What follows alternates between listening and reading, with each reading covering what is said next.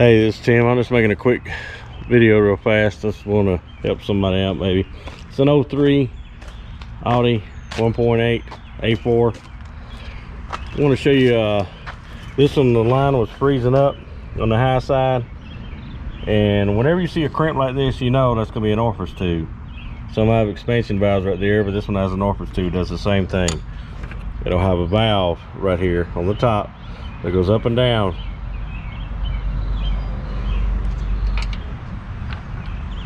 So this one right here was stuck. The valve was stuck, so it wasn't allowing but a little bit of freon through here, so the high side should never be cold, and it was frosting up right here on the high side. So you pull it off right here, stick it off with a 13 millimeter right there. I'll show you when I put it back on.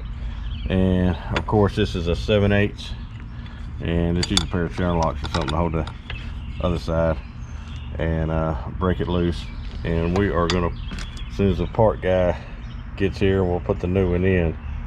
But if this doesn't drop like it's supposed to, depending on the temperature, depending on the pressure, depending on, of course, the weather, this will drop and it'll allow more through here. But this isn't dropping, just like an expansion valve has the same thing, and it allows it to go through here, and it depresses the freon. What it does is it makes it smaller and it makes it cooler. So when it goes in here over the evaporator core, it'll be cooler than when it's going in. So let's change this and see what happens. All right, here's a new one. Make sure you always match them up. This one is a perfect match. You see how the valve of that one is lower? Believe it or not, that'll make a difference of how much freon it's allowing through. And if it's stuck, not moving, and you got any kind of restriction, it's going back. And I mean, you're running anywhere between, you know, 150 to 250 psi. But anyway, let me show you how to put this new one in.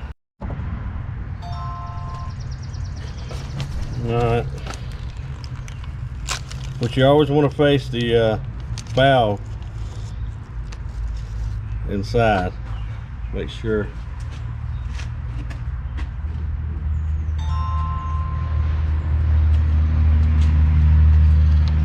always make sure the old one's right. Let's get you up here just a little bit in case you can't see. There you go. All right, place your valve in here, push it in there. It's got a little O-ring, so it's gonna take a little bit. Get your little pliers there, kind of push it in there, and it will stop. You'll have a crimp in the line right there, so it will not go any further. And then we're gonna go over here, and we're gonna put that line back on right there. It's a 13. It just goes on just like that. You'll push this will go over that way on that.